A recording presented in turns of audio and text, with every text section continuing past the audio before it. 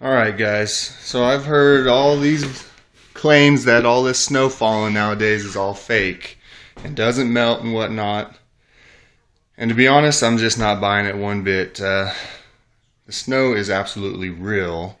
It does melt and people are just misunderstanding how it works, I think. So, we're going to go outside, get some freshly fallen snow, and check it out and see what we can find here.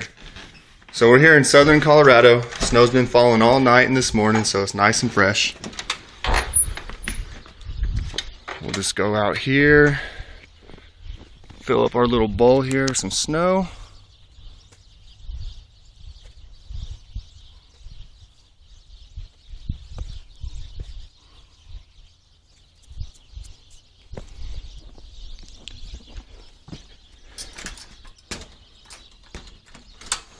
And inside here, I've got a pot of boiling water, and this is how we're going to do it. I got a lighter, I got a bowl for just a future example, some simple canning jars. So, first thing we're going to do is we're going to take some of this snow here. We're not going to pack it because I don't know if any of you guys know, but snow is mostly empty space. So it actually takes about 1/10 of an inch of water to make an inch of snow. And I think that is where people are getting mixed up here. So in fact, when you're actually trying to burn it with a lighter, it is melting, but it's acting more like a sponge. And it's not letting it get out. So as we can see here, no water coming out. It's because it's all being absorbed by the rest of the snowball. And water is actually more attracted to other water, so it's naturally going to go inside the snowball instead of away from the snowball. And if we did this long enough, it would melt. But water and ice is actually it's a great insulator. So if you had like a block of ice, say like a foot by foot block of ice, you could blow that, you could torch it with a blowtorch for an hour or two, probably longer, and it still wouldn't melt all the way. Just because as soon as that first layer of snow and ice melts, it's going to go right back in, and it's insulating the rest of the snowball. See, no water, a little bit right there just because it broke off. So it's just acting like a sponge. It's not, it is melting, but it's just being absorbed by the rest of the snowball there. Now if we throw it in this boiling water here, bam, no snow.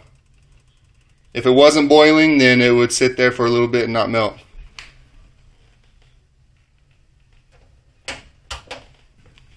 See?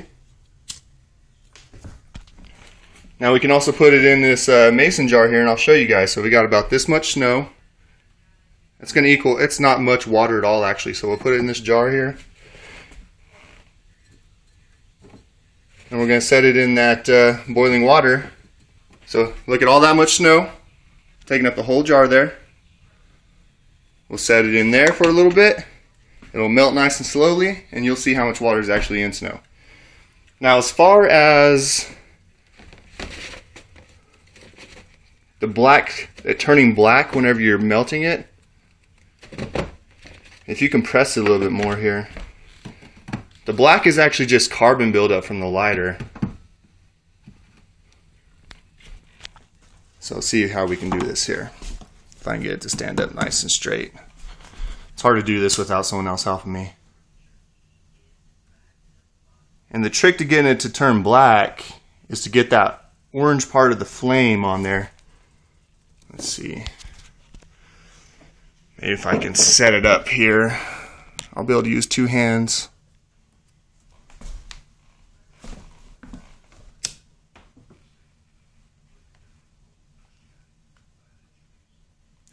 So you can see it turning black there.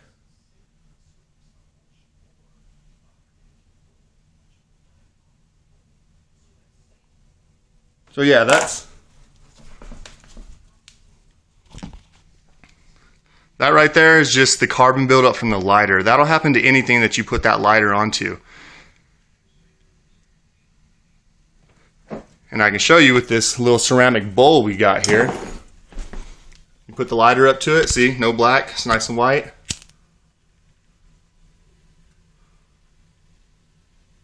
And you can see the black building up on the bowl from the lighter.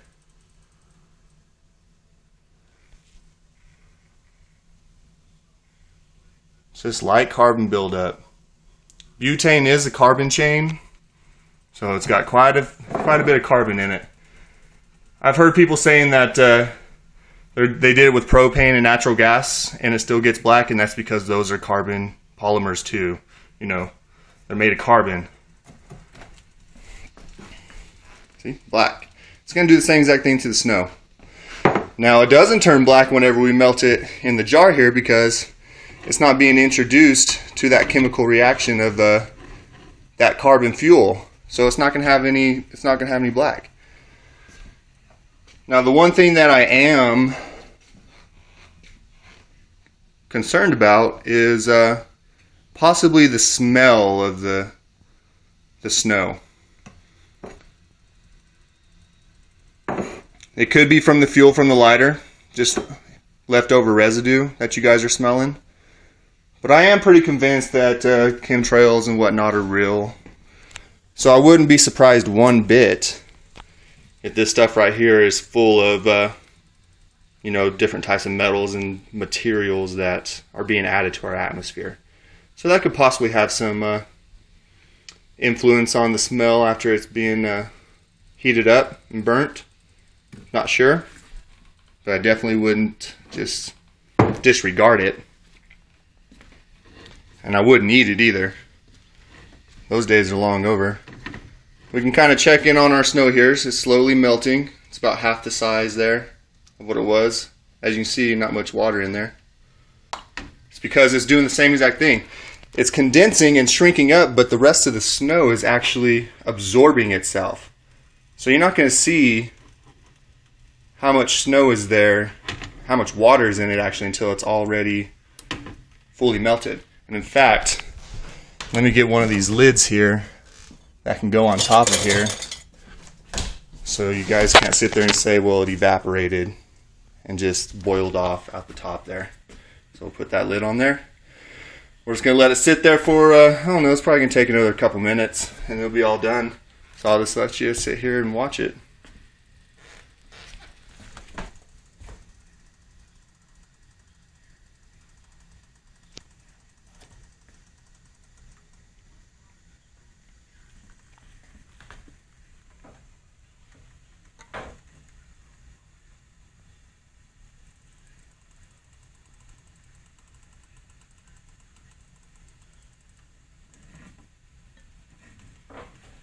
It's kind of dark in here.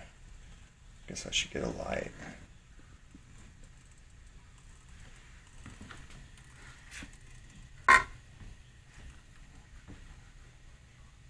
It's about a quarter of the amount of snow that's in there when we started.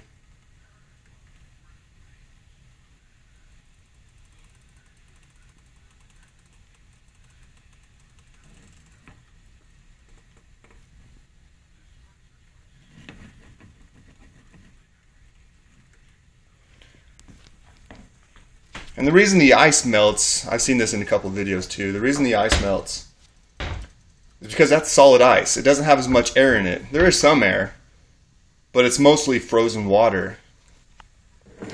So there's nowhere for that extra water to go besides melting off the ice cube. And it doesn't turn black because there's not as much surface area for that carbon to attach to as there is the snow. Surface area is small and is a big deal in all kinds of things. The surface area of the snowball is hundreds of times more than that of the ice cube, just because of the amount of indentations that are inside, that are on the surface of the snow. It's going up and down, up and down, up and down, so much that it looks like it's pretty flat, but it's not. Alright, so snow's melted. As you can see, there's about that much water after filling up that whole jar of snow. So there you go. Let's see what it smells like. See if it smells like chemicals and plastic. Smells like normal water to me. I wouldn't drink it, but there's no black on there either. I don't see any black. Do you guys? Looks like some stuff floating around in there, probably some dirt and dust from outside. So there you go. There's my explanation of the fake snow myth that's been circulating the web for a couple days now. Alright, let me know what you think.